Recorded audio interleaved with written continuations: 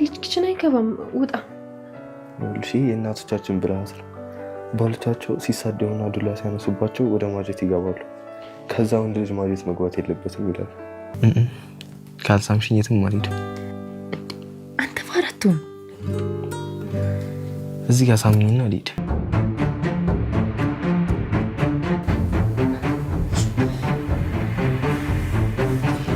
ጭራሽ የእናትና የአባቴ ቤት እኮ መዳር ያደረግሽው ኤቢ እናትዬ ተኝቷል አረፊ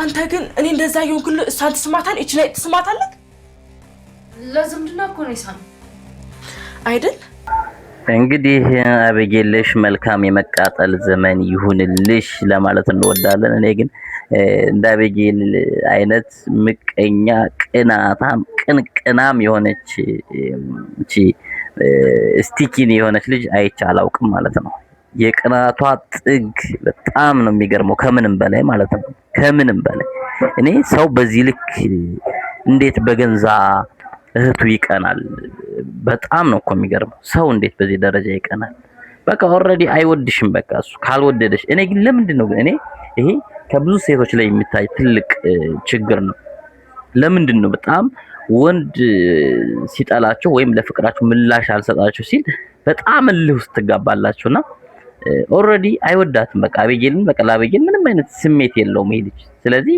ዳጣን ወዷል ዳጣን አፍቅሯል በቃ ለዳጣ ጥሩ ስሜት ተሰምቶታል በቃ ዳጣ የመጣችበት ሁኔታ የዱርዬ አክቲንግ ምናምን ቢሆንም ያው ጎዳና ላይ እንደማደጓ ዛሬ ግን ቀስ በቀስ ወደ ሴትነት ባህሪዋ እየመጣች ነው ለፍቅር ጥሩ ቦታ አላት የሆነ ስሜት ብቻ እየተሰማት ነው ያው ፊቷ ላይ እንደምናየው ስለዚህ አበጌል ደግሞ እንግዲህ ሰውን በማስገደድ አማራጭ እንዲያጣ በማድረግ ናታንን የኔ ያደርጋለሁ የሚል አቋም ይዛ ነው እየተራመደች ያለው ይሄ ደግሞ ፈጽሞ እንደማይሳካላት ደጋግሞ ነግሯታል ማለት ነው ስለዚህ አበጌል ምንም ነገር ብታረጊ ስለማይሳካልሽ አርፈሽ ቁጭ ብትይ የተሻለ ነው ብዬ አስባለሁ አሁን እሷ እንግዲህ እየሰራች ያለችው ምንድነው ዳጣን ባንድም በሌላ መንገድ ነገር ሰርታ ከቤት በማባረር ናታንን ብቸኛ ማድረግና ናታ ብቸኝነት ሲሰማው እሷን እንዲያስባት ማድረግ ነው የሷ ፍላጎት ነገር ግን ያ ደግሞ ፈጽሞ የማይሳካ ነገር መሆኑን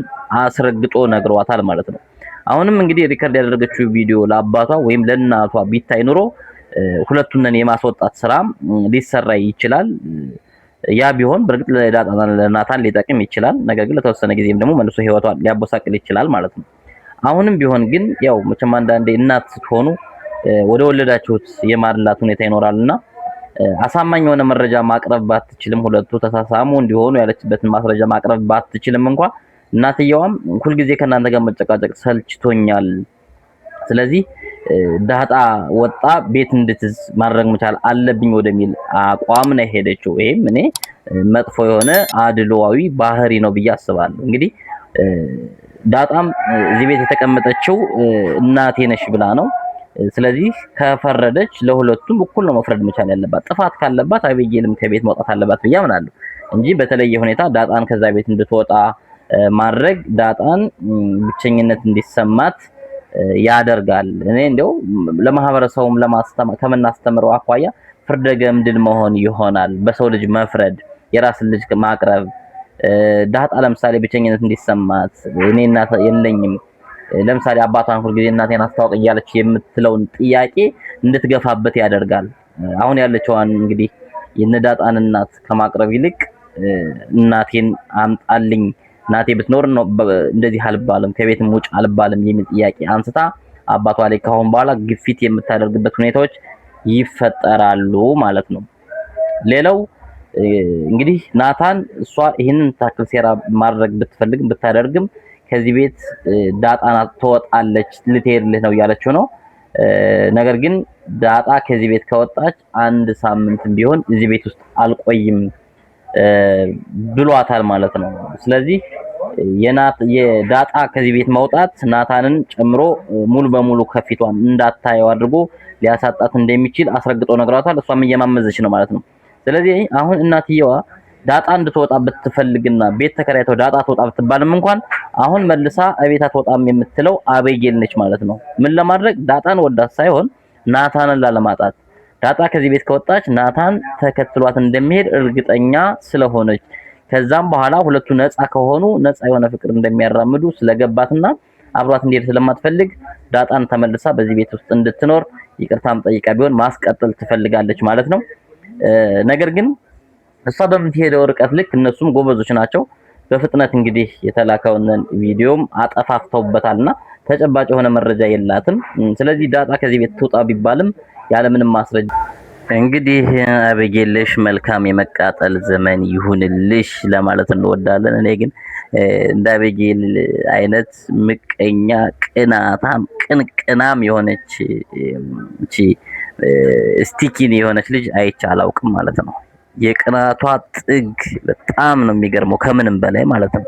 ከምንም በላይ እኔ ሰው በዚህ ልክ እንዴት በገንዛ እህቱ ይቀናል? በጣም ነው እኮ የሚገርመው። ሰው እንዴት በዚህ ደረጃ ይቀናል?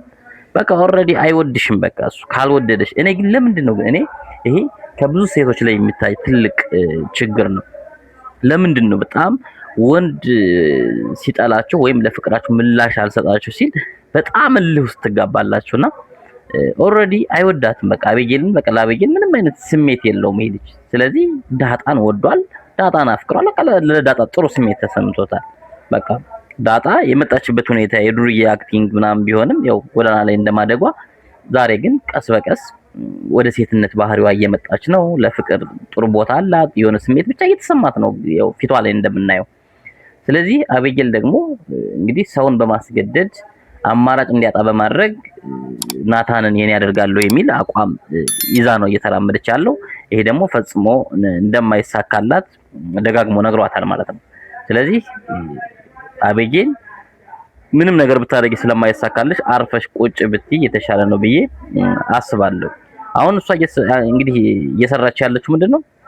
ዳጣን በአንድም በሌላ መንገድ ነገር ሰርታ ከቤት በማባረር ናታንን ብቸኛ ማድረግና ናታ ብቸኝነት ሲሰማው እሷን እንዲያስባት ማድረግ ነው የሷ ፍላጎት። ነገር ግን ያ ደግሞ ፈጽሞ የማይሳካ ነገር መሆኑን አስረግጦ ነግሯታል ማለት ነው። አሁንም እንግዲህ ሪከርድ ያደረገችው ቪዲዮ ለአባቷ ወይም ለእናቷ ቢታይ ኑሮ ሁለቱን የማስወጣት ስራ ሊሰራ ይችላል። ያ ቢሆን በርግጥ ለናታን ሊጠቅም ይችላል። ነገር ግን ለተወሰነ ጊዜም ደግሞ መልሶ ህይወቷን ሊያቦሳቅል ይችላል ማለት ነው። አሁንም ቢሆን ግን ያው መቼም አንዳንዴ እናት ስትሆኑ ወደ ወለዳችሁት የማድላት ሁኔታ ይኖራልና አሳማኝ የሆነ መረጃ ማቅረብ ባትችልም ሁለቱ ተሳሳሙ እንዲሆኑ ያለችበትን ማስረጃ ማቅረብ ባትችልም እንኳን እናትየዋም ሁልጊዜ ከእናንተ ጋር መጨቃጨቅ ሰልችቶኛል፣ ስለዚህ ዳጣ ወጣ ቤት እንድትዝ ማድረግ መቻል አለብኝ ወደሚል አቋም ነው ሄደችው። ይሄም እኔ መጥፎ የሆነ አድሏዊ ባህሪ ነው ብዬ አስባለሁ። እንግዲህ ዳጣም እዚህ ቤት የተቀመጠችው እናቴ ነሽ ብላ ነው።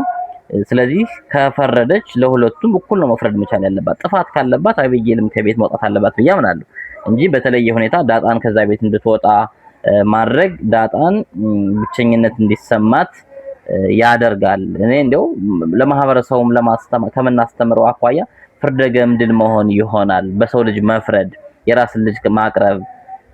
ዳጣ ለምሳሌ ብቸኝነት እንዲሰማት እኔ እናት የለኝም ለምሳሌ አባቷን ሁልጊዜ እናቴን አስተዋውቅ እያለች የምትለውን ጥያቄ እንድትገፋበት ያደርጋል። አሁን ያለችዋን እንግዲህ የነዳጣን እናት ከማቅረብ ይልቅ እናቴን አምጣልኝ እናቴ ብትኖር ነው እንደዚህ አልባልም ከቤትም ውጭ አልባልም የሚል ጥያቄ አንስታ አባቷ ላይ ካሁን በኋላ ግፊት የምታደርግበት ሁኔታዎች ይፈጠራሉ ማለት ነው። ሌላው እንግዲህ ናታን እሷ ይሄንን ታክል ሴራ ማድረግ ብትፈልግ ብታደርግም ከዚህ ቤት ዳጣና ትወጣለች ልትሄድልህ ነው ያለችው ነው። ነገር ግን ዳጣ ከዚህ ቤት ከወጣች አንድ ሳምንትም ቢሆን እዚህ ቤት ውስጥ አልቆይም ብሏታል ማለት ነው። ስለዚህ የዳጣ ከዚህ ቤት መውጣት ናታንን ጨምሮ ሙሉ በሙሉ ከፊቷን እንዳታየው አድርጎ ሊያሳጣት እንደሚችል አስረግጦ ነግራታል። እሷም እየማመዘች ነው ማለት ነው። ስለዚህ አሁን እናትየዋ ዳጣ እንድትወጣ ብትፈልግና ቤት ተከራይተው ዳጣ ትወጣ ብትባልም እንኳን አሁን መልሳ እቤት አትወጣም የምትለው አበጌል ነች ማለት ነው። ምን ለማድረግ ዳጣን ወዳት ሳይሆን ናታንን ላለማጣት። ዳጣ ከዚህ ቤት ከወጣች ናታን ተከትሎ